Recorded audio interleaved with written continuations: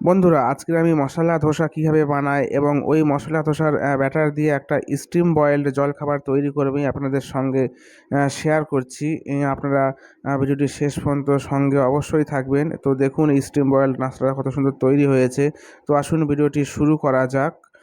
তো প্রথমেই আমি এখানে 250 গ্রাম চাল নিয়েছি এবং 250 গ্রাম মুগ ডাল নিয়েছি। চাল এবং মুগ ডালটা ভালোভাবে 2-3 বার পরিষ্কার জল দিয়ে ভালোভাবে ধুয়ে নিতে হবে।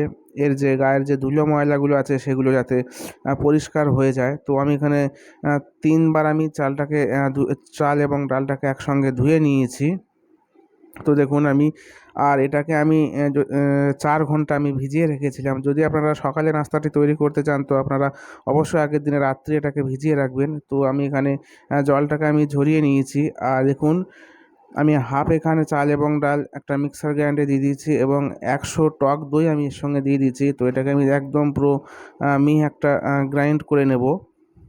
তো দেখুন আমার এখানে ব্যাটারটা বেশ ঠিক গাঢ় গাঢ় মিডিয়াম হয়ে গেছে। তো এটা গাঢ় এবং পাতলার ব্যাপারটা আপনারা একটু ঠিক করে নেবেন। এই পর্যায়ে ব্যাটারটা একদম পুরো ঠিক হয়েছে। তো আমি এখানে একটু পরিমাণ মতন লবণ আমি অ্যাড করলাম এর সঙ্গে। আর হাফ চামচ আমি চিনি এখানে দিয়ে দিয়েছি। আর একটু মোটা সুজি আমি নিয়ে নিয়েছি 200 গ্রাম। তো সুজিটাকে আমি একটু ঠান্ডা জলে 5 মিনিট আমি ভিজিয়ে রাখবো। তো দেখুন ওখানে সুজিটা পুরো জল টেনে নিয়েছে, একটু ফুলেও গেছে। তো সুজিটা যেহেতু মোটা সুজি আমি নিয়েছি, তো এটাও মিক্সার গ্রাইন্ডারে দিয়ে আমি এটাকে পেস্ট মানে ব্লেন্ড করে নেব একদম। তো দেখুন সুজিটার ব্লেন্ডও এখানে হয়ে গেছে। তো আমি ওই ব্যাটারের উপরে সুজির ব্লেন্ডটা আমি ঢেলে দিচ্ছি। তো চাল ডাল এবং সুজি এবং হাফ চামচ আমি বেকিং পাউডার আমি দিয়ে দিয়েছি। এটা যেহেতু আমি মশলা ধোসাটা আমি ইনস্ট্যান্ট বানাবো, তো সেজন্যই আমি এখানে এই বেকিং পাউডারটা ব্যবহার করেছি। আর এদিকে কড়াইতে আমি একটু তেল দিয়ে নিয়েছি। এর যে আহ, মশলা ধোসার যে মশলাটা তৈরি করার জন্য। তো আমি এখানে তেলের উপরে আমি শুকনো লঙ্কা, একটু সরিষা আর কারি পাতা আর কিছু কুচানো পেঁয়াজ আমি দিয়ে দিয়েছি। তো গ্যাসের ফ্লেমটাকে একটু হাইতে রেখে পেঁয়াজটাকে ভালোভাবে ভাজতে হবে এভাবে। আর কাঁচা লঙ্কার কুচি এবং আদার কুচি আমি কিছু দিয়ে দিয়েছি। ঝালটার পরিমাণ আপনারা নিজেদের অনুযায়ী ওরা করে নেবেন। এখানে হাফ চামচ আমি হলুদ আমি ব্যবহার করছি, হাফ চামচ আরও নুন আমি দিয়ে দিলাম। আর হাফ চামচ লাল লঙ্কার গুঁড়ো যেটা ঝাল হয় সেটা আমি দিয়ে দিয়েছি। তো মশলাটা এখানে আমার পুরো ভাজা ভাজা হয়ে গেছে। আর আমি এখানে 500 গ্রাম আলু আমি আগে থেকে সিদ্ধ করে ম্যাশ করে রেখেছিলাম। এই আলু যেহেতু মশলা ধোসার যেহেতু মশলাটা আলুর এবং মশলার হয়, তো সেই আলুটা আমি একটু জাস্ট এর সঙ্গে মশলার সঙ্গে কষিয়ে নেব। নেওয়ার পর আমি হালকা পরিমাণ জল আমি এতে অ্যাড করছি আলুটাকে একদম আরও একটু বেশ গাঢ় গাঢ় এবং মাখো মাখো করার জন্য। দেখুন আলুটা একদম পুরো মাখো মাখো হয়ে গেছে এবং একটু নরমও হয়ে গেছে। আর এদিকে চাটনির জন্য আমি এখানে টমেটো নিয়ে নিয়েছি কিছু 4-5 পিস।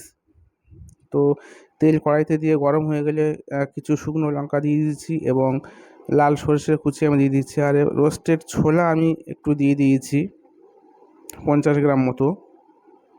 এখানে আপনারা যে চীনা বাদাম সেটা ব্যবহার করতে পারেন। আর বড় বড় করে কাটা আদা এবং পেঁয়াজ আমি দিয়ে দিচ্ছি কিছু, আর কিছু কারি পাতা আমি এখানে দিয়ে দিয়েছি। তো এটাকে একটু হাই ফ্লেমে ভালো করে ভেজে নিতে হবে। তারপরে রাফলি কাটা এই টমেটোগুলো আমি দিয়ে দিলাম। আর পরিমাণ মতো নুন আমি একটু অ্যাড করলাম। আর 1 চামচ কাশ্মীরি লঙ্কার গুঁড়ো আমি এখানে দিয়ে দিয়েছি। তো যেহেতু চাটনিটা হবে, তো কাশ্মীরি লঙ্কাটা দিলে একটু লাল লাল হবে। তো গ্যাসের ফ্লেমটা হাইতে রেখে একটু ভালোভাবে নেড়েচেড়ে আমি একটু ঢাকা চাপা দিলাম। 5 মিনিট পরে আমি ঢাকনাটা খুলে নাম দিলাম। টমেটোটা অনেকটা পুরো গলে গিয়েছে। তো টমেটোর চাটনিটার একটু আমি জল দিলাম, যেহেতু খুব গাঢ় হয়ে যাচ্ছে এবং তলায় ধরে ধরে যাচ্ছিল তাই। তো এভাবে একটু খুন্তি দিয়ে নেড়ে চেড়ে এটাকে আমি নামিয়ে নিয়েছি। একটু ঠান্ডা করে মিক্সার গ্রাইন্ডারে দিয়ে আমি এটাকে জাস্ট পুরো একদম একদম পেস্ট বানিয়ে নিয়েছি। দেখুন কত সুন্দর গাঢ় ঘনত্বের একটা পেস্ট এখানে হয়েছে। তো এটা চাটনি এখানে হয়ে গেছে। তো অন্য একটা প্যানে আমি একটু ফোড়ন হিসাবে ওই চাটনিতে দেওয়ার জন্য আমি একটু শুকনো লঙ্কা এবং কিছুটা লাল সরিষা আর একটু হিং আমি দিয়ে দিচ্ছি, আর একটু কারি পাতা আমি দিয়ে দিচ্ছি। আর এই দেখুন এই ফোড়নটা গরম গরম পুরো একদম আমার এই চাটনিতে ঢেলে দিতে হবে এবং এটাকে আমি একটা চামচ দিয়ে ভালোভাবে এভাবে মিশিয়ে দেবো। তো এটা সেন্ট এবং টেস্টের জন্য খুবই একটা ভালো ব্যাপার। আর এদিকে আমি ব্যাটারটা 5 মিনিট আমি রেস্টে রেখে দিয়েছিলাম। তো দেখুন এর উপরে একটা পুরো বাবলস এসে গেছে। যেহেতু আমি একটা ইনস্ট্যান্ট ধোসা বানাবো আর এখানে আমি বেকিং সোডা ব্যবহার করেছিলাম সেই জন্য। তো এদিকে তাওয়া আমার গরম হয়ে গেছে, একটু ঠান্ডা জল দিয়ে এভাবে একটু মুছে নিতে হবে তাওয়ার উপরটা। আর এখানে 2 চামচ আমি এই ব্যাটারটা দিয়ে যেমনভাবে ধোসাটা তৈরি করে গোল ভাবে আস্তে আস্তেভাবে এটা ধোসাটা বানাতে হবে। আপনারা জানেন অবশ্যই যেমনভাবে ধোসাটা বানায়। তো আমি আর উপর থেকে একটু তেল ছড়িয়ে এভাবে দিতে হবে। আর এই ধোসার তাওয়াটা একটু সব দিক দিয়ে মানে একটু নাড়িয়ে নাড়িয়ে গ্যাসের মানে ফ্লেমের উপরে রাখতে হবে, যেহেতু সব দিকটা সমানভাবে ভাজাটা হয়। মাঝভাবে একভাবে রেখে দিলে শুধু মাঝখানটাই লাল লাল হবে। দেখুন আমার চারিদিকটা কি সুন্দর গোল্ডেন ব্রাউন হয়ে গেছে। তো তারপরে মশলা হিসেবে আমি আলু এখানে কিছুটা দিয়ে দিলাম আর এভাবে ফোল্ড করে অবশ্যই সার্ভ করতে হবে। তো দেখুন আমার এখানে রেডি সার্ভ করার জন্য। তো আমি এখানে চাটনি এবং একটা নারকেলের চাটনি আমি ব্যবহার করছি এখানে। আর দেখুন ধোসাটা কত মুচমুচে হয়েছে, একদম হাতের মুঠোয় এটা চলে আসলো। আর যে বেঁচে থাকলো যে ব্যাটারটা, তো সেটা দিয়ে বলেছিলাম যে একটা স্টিম বয়েলড একটা জলখাবার তৈরি করব। তো তার জন্য আমি সেই প্যানে একটু তেল দিলাম এবং কিছুটা লাল সরিষা বীজ দিলাম আর একটু কাঁচা লঙ্কা আর আদার কুচি আমি এখানে এর সঙ্গে অ্যাড করলাম। এটা একটু কিছুক্ষণ ভেজে নিতে হবে আর এই মশলাটা আমি এই ব্যাটারের সঙ্গে মিশিয়ে নেব। তো দেখুন মশলার সঙ্গে এটাও একটা বয়েলড যেহেতু জলখাবার তৈরি হবে, খুবই ভালো খেতে। অবশ্যই আপনারা একবার বাড়িতে ট্রাই করবেন। তো একটা পাত্রে আমি এভাবে তেল লাগিয়ে নিলাম আর ওই যে পুরোপুরি মিশ্রণটা আমি এভাবে ওর সঙ্গে ঢেলে দিলাম। দেখুন আর যে বেঁচে থাকা মশলা ধোসার যে আলুটা, সেটা আমি এভাবে একটু চামচে করে আমি এর বিভিন্ন যে অংশে আমি রেখে দিলাম। এভাবে চামচ দিয়ে ব্যাটারটার সঙ্গে ডুবিয়ে ডুবিয়ে এভাবে দিতে হবে।